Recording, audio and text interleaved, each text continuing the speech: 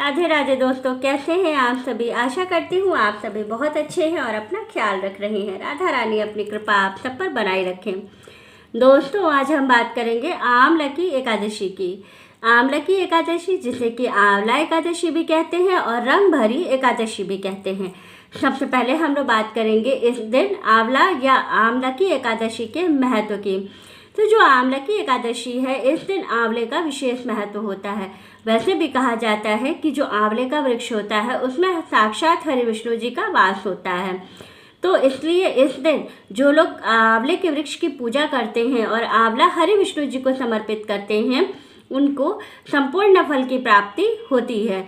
तो ये है आमलकी एकादशी का महत्व। अब हम सबसे पहले बात करेंगे कि आमलकी एकादशी कब पड़ रही है, पूजा की विधि क्या है और इस दिन हमें क्या दान करना चाहिए विशेष तौर पर, और किस चीज़ से हमें हरि विष्णु जी का पूजन करना चाहिए।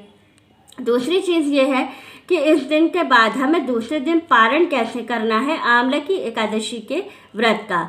तो आइए चलिए संपूर्ण नियम आप लोगों को बता देती हूँ। लेकिन उससे पहले अगर अभी तक आपने चैनल को सब्सक्राइब नहीं किया है तो चैनल को सब्सक्राइब कर लीजिएगा, बेल आइकन को दबाना बिल्कुल ना भूलिएगा। वीडियो अच्छी लगे, जानकारी अच्छी लगे तो वीडियो को लाइक ज़रूर कीजिएगा और आगे शेयर कीजिएगा ताकि और लोगों को भी ये जानकारी मिल सके।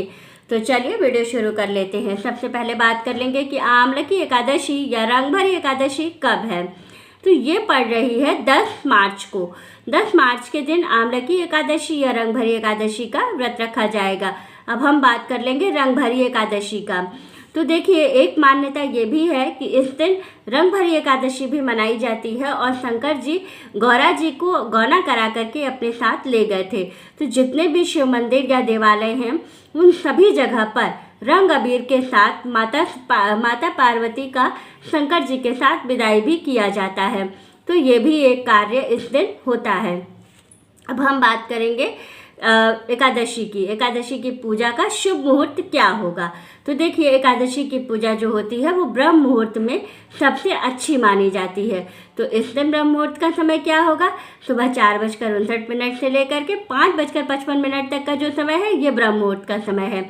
इसमें आपको स्नान कर लेना है इस बीच में और इसके बाद उगते हुए सूर्य को जल अर्पित करना है। पूजा का जो शुभ मुहूर्त होगा वो होगा सुबह 6:20 से लेकर के 7:58 तक और दूसरा मुहूर्त है 8:20 से लेकर के 9:44 तक। तो इस बीच में आपको पूजा कर लेनी है। लेकिन जो सुबह वाला मुहूर्त है ये सबसे अच्छा है, तो कोशिश करिएगा कि इसमें ही आपका पूजन हो जाए। इस दिन हरि विष्णु जी को स्नान करने के बाद आपको सबसे पहले क्या करना है, स्नान करना है। स्नान के बाद सूर्यदेव को जल अर्पित करना है और फिर आपको हरि विष्णु जी की पंचोपचार से पूजा करनी है। पहले उन्हें पंचामृत से स्नान कराना है, पीले रंग का वस्त्र धारण कराना है और फिर आपको पीले रंग का माला अर्पित करना है। फिर एक चीज़ आपको इस दिन जरूर चढ़ानी है हरि विष्णु जी को, वो है आंवला। आंवले का भोग आपको इस दिन हरि विष्णु जी को जरूर लगाना है। और दूसरी चीज़ कि आंवले का भोग लगाना है, आंवले की पूजा भी करनी है। अगर आंवले का वृक्ष मिल जाता है तो बहुत अच्छा है, आराम से आप पूजा कीजिए।